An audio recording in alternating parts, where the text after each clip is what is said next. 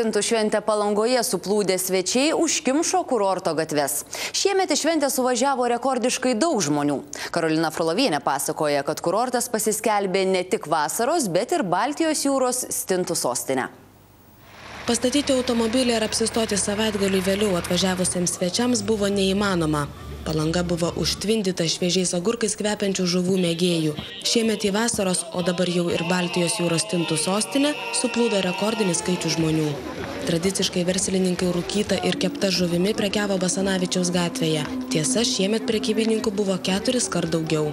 Pirkėjai sako, kad nemaža keptų stintų kaina už 5 žuvis 10 litų jų nebaido. Stintos labai skanios, o šventė nuostabi. Kaip kainos stintos? Taigi čia šventė, negi kainas dabar ir žiūrėsi labai. Mes nesenai pradėjom dar. Žmonių yra, perkančių yra.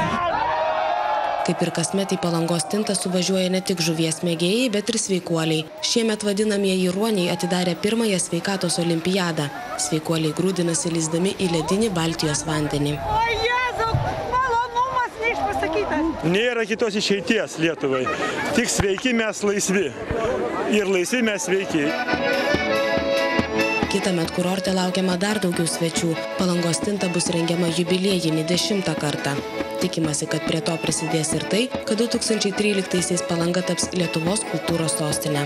Karolina Frolovienė, Vilius Mačiulaitis, LNK žinios, Palanga.